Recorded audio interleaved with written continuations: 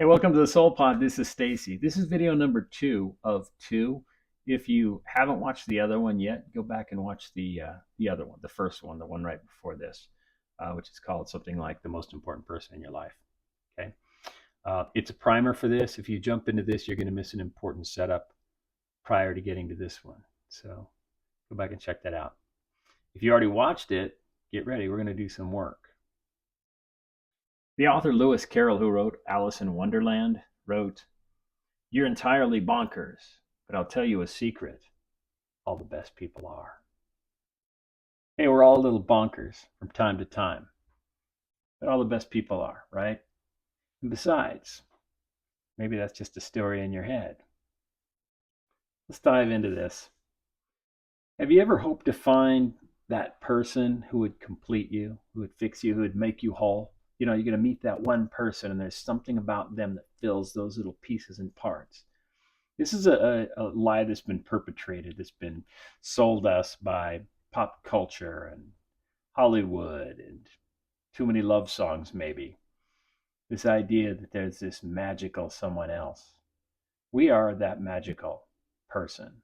That is us. The person you see in the mirror is the only person who can complete you, who can do the work necessary to make you a better you. If you watch the earlier video, you understand the background on this, the stories we tell ourselves. The idea that someone else can complete us is a myth. We must start there. We must start there with you fully accepting that the idea that someone else can complete you is a myth, an absolute myth. But that doesn't mean we're powerless, does it? In the last video, we explored how we judge ourselves, the stories we tell, the mean things we tell ourselves. In this video, we're going to explore how to learn to love ourselves. So let's dive into the psychology of it first. The psychology of this whole concept, the myth of completion that I talked about.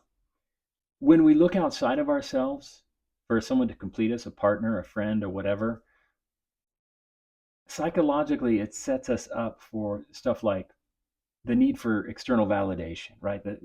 Psychologically, we're looking for validation outside of ourselves. Like, I'm not going to be okay if I don't get this from this person or some person, right?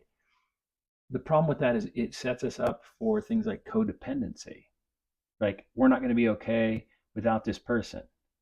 Well, that's not a very good existence because now you're utterly vulnerable. If that person goes away, where does that leave you? Where's your security blanket now? Your security blanket should be here, right? This should always be enough. And if it's not, we'll get you there.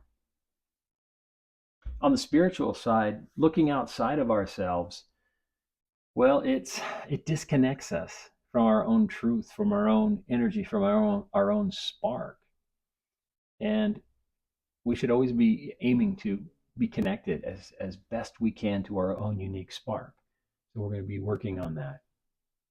You see, our inner story, our belief about ourselves, all these beliefs we have about ourselves shape how we live. And no one else can rewrite it for us. No one else can write it for us because we've already done that. And no one else can rewrite it for us, meaning change the story we've told ourselves, except for us. Carol's quote about bonkers, being bonkers, it celebrates the uniqueness of each of us, rather than us trying to fit into someone's cookie cutter of what they think we should be, someone's expectations of what we should be, and trying to fit into that. We're embracing the uniqueness of ourselves. And yeah, that can be a little frightening and a little intimidating, but it's entirely doable. And it's beautiful when it happens. And this is why. Let me give you an example. Think of any band that you've ever seen that's blown your mind if you're a music person. Any piece of art you've ever seen that blew your mind if you're a visual artist, somebody that likes visual art. Or pick anything you've ever seen outside of nature, something that was done by human hands that just blew you away. I would be willing to bet that the reason it blew you away was because it was different and unique. It was different than someone had done it before. Like maybe that you hear a band do something, you're like, wow, they're so different than everybody else. And it's like, wow, that's cool, that's neat, that's interesting. Or you see a piece of art and you're like, dang, that's incredible. I've never seen anything like that before. It's because it's a new experience to you. It's that person putting out into the world the uniqueness of themselves, or that band or that group, or that those individuals putting out their own uniqueness. There's something about the beauty of uniqueness that we really appreciate. And even if you look at the most wild and wacky people out there, sometimes the people that we appreciate the most are the ones who are outrageous, who act in ways we could never imagine acting, but they put it out there and they do it fearlessly. And we love that. We appreciate that. You too can be fearless, and you don't have to be fearless on that level. But as an example, now you can understand what I mean. It's okay to be different. In fact, you should be different. You should embrace your bonkers self. Are you ready? So, we're going to look at 3 tools to help you embrace that special person you're looking for, that special person in here, and draw that person out into your daily life. To draw them out, it's going to take a little bit of work up front because you're going to get the taste of it so I can prove to you that it works. And then you continue down that road, even in the short term, you're going to feel it, you're going to notice it, and it's going to make a difference. It's going to change. It's going to change a lot of what's going on in here. So if you're ready to do this, here we go. These tools are built on video 1's self-judgment exercise we did, where I gave you a little bit of a taste of what you can do to start identifying the stories you tell yourself. Because most of us don't understand the stories we tell ourselves. We don't. We do it all day long. It's a voice in our head. It's like a little ping pong match, little silly, ridiculous judgments bouncing around our head, and we don't think anything of it. That's why it was really important to stop and write down those things that you tell yourself, even 1 or 2 of them. Like, I'm not smart enough. I'm not pretty enough. I'm not tall enough. I'm not whatever. I'm not a good enough gum chewer. It doesn't matter. Whatever silly story you're telling yourself that's judging, recognizing that is the first step.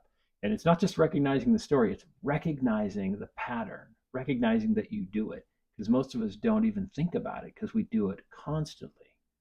It's starting to recognize that you do it that starts to set up that habit of recognizing and accepting that, yes, you do. Now, what do you do about it, right? So here are the steps. It's 3 steps, okay? There's 3 different tools we're going to go with. Here we go. Okay, tool number 1. This is called the self-compassion break, okay? This is how it works. When you start to notice self-judgment creep in, just pause. We did the exercise on how to recognize self-judgment. We've opened that door. Now you understand when you hear yourself going, oh, that was stupid. Or, oh, Stacy, that was really clumsy of you. I'm like, oh, I just did that. Self-compassion break happens right now, and it just takes a second. Just put your hand over your heart and tell yourself, I'm doing the best I can, and that's enough. And then take 3 deep breaths.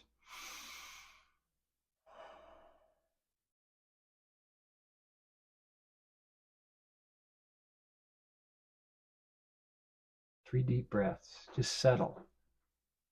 What you're doing is you're rewiring your neural pathways slowly. Okay, you have to do this repeatedly each time you catch yourself, and it starts to readjust. It first of all brings to your attention that you're doing it, that you're judging yourself, that you're being mean to yourself, that you're not developing the best relationship in your life with the best person you know. You're damaging it, right? So you're recognizing it, and then you're forgiving yourself for doing what you just did to yourself. I'm doing the best I can, and that's good enough. Because whatever it is you're judging yourself for, you're not doing it on purpose. You're judging yourself reflexively, and whatever the mistake, if you want to call it that, is, so what? You just did it. You're doing the best you can, okay? That's step 1. That's the first exercise. Keep that in your pocket. Break it out whenever you need it. At work, driving, your kids, you're dealing with your kids and you blow it. You don't quite get it right. You don't stick the landing on it. So what? You're doing the best you can. And take those 3 cleansing breaths. Tool number 2. Tool number 2 is journaling. This is a journaling exercise. Start your day or finish your day doing this. Don't do it in the middle of the day, doing the beginning or the end. best in the beginning, which is great. It's good at the end as well, but I like it. The morning is really nice. What you do basically, this is it. You have a journal, you keep it with you, and you just take 5 minutes and you write, what's one thing that I love about myself today? What's one thing I love about myself today? And you can write multiple. If you got it, do it. The more the better. You got to write at least one, okay? And it can be anything. It's like I have clean fingernails. Like I made my bed today. Anything, or go big. Whatever it is you are pleased with about yourself. I remembered to water the plants. It can be as little as you want or as big as you want. You can, and as the longer you do this, the better you'll get at appreciating yourself, and the better you'll get out of getting out of that head, that voice in your head, that those stories you tell yourself. Okay? Appreciate yourself. Give yourself props. Give yourself a pat on the back for whatever it is you're getting right. What is it that I love about myself today? What do I love about myself today? Love, love, not like, love. That's big. You got to love yourself. So think of something you love about yourself. Maybe it's the twinkle in your eye. Maybe it's the thing you chose to wear to work that you feel confident in. Whatever it is, love yourself. Journal every day, at least once a day. Just 5 minutes, as long as it takes to write down at least one thing. And if you have more than one, like I said, run with it. Run with it. Psychologically, journaling reshapes the beliefs that we built in our minds, right? It builds self awareness about everything that we think and helps us reprogram. Spiritually, it connects to your unique strengths. It connects us to the unique strengths that are inside of us, the things that we love about ourselves, but we don't tell ourselves enough. It starts helping us tell ourselves the kind stories, the ones that we've gotten out of the habit of telling ourselves for whatever reason. And I want to say it shouldn't just be a single word answer. If maybe you judge yourself about certain things, if you judge your skills or your capabilities, write something like, I love the way that you always try new things. I love that you're always willing to try new things. Because, on the other side of that, you can say, oh, you tried and you failed. That's the judgment, right?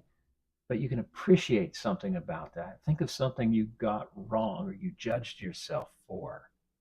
Like if I drop a vase while I'm dusting, I can say, oh, Stacy, you're so clumsy.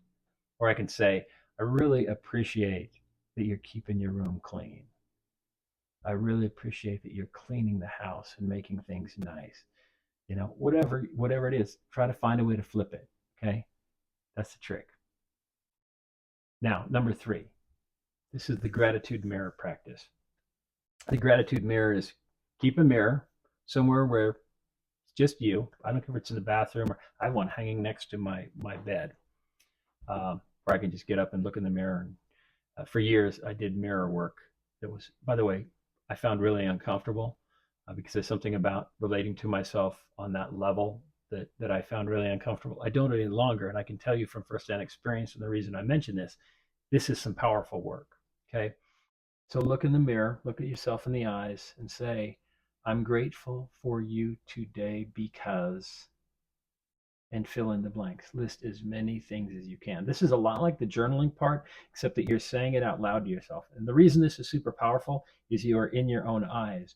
You are building the relationship you have with yourself. You are building the relationship you have with the most important person you will ever know. The reason you are the most important person you will ever know is because no one is going to have more of an effect on your life than you. It can be positive or it can be negative. So what's it going to be? If you get in your eyes in the mirror and you try to have a conversation with yourself and you find it incredibly uncomfortable, great. You know what that means? That means you've got some amazing shit that's about to happen. When you start talking to yourself and telling yourself the things you appreciate about you, don't be surprised if it's super uncomfortable or if it even touches you. Because sometimes we need to hear the kind things we're saying to ourselves, and maybe no one else is saying them, but we are. And we start to understand the duality of our existence. We have the body and we have the soul. And when the soul sees us and speaks kind words to us, it starts to expand us. We grow in ways that are immeasurable. The relationship you have with yourself is the most amazing relationship you will ever have, because you will lead you to all the places you will go, the bad places or the good, and the choice is up to you. So this is it. This is my challenge for you. You have your 3 tools. If you didn't write them down, go back, watch this again, grab a damn pen and write it down. It's 3 little things that will take maybe 7 or 8 minutes of your day total. You know, do it for 7 days, every single day. Do all 3 of these things as needed. Like the hand on heart, as needed, right? But you need to start developing that, because you got to catch yourself when you're judging yourself. So it's important to do it. Only takes a second. Journaling and mirror work, do those too. If you do this for 7 days, it's going to blow your mind how, first of all, it might be very challenging. That might blow your mind, but it'll blow your mind how much it matters and what a difference it makes. When you're done with 7 days of this, and don't skip a day. Don't BS me and skip a day. If you skip a day, you start over, okay? 7 days. When you get your 7 days down, come back here and leave me a message. Tell me what happened. Tell me what you found. I don't care if you tell me it didn't work. We can work through that. That's okay. Tell me the honest truth about what happened for you. And if you get to 30 days on this thing, it's going to melt your world. And the more uncomfortable it is to do the mirror work, the more powerful it's going to be. To stick with it. Thanks for being here. Thanks for watching this video. Go out and do this work. You are the most important person you'll ever know. Develop the best relationship you can with you.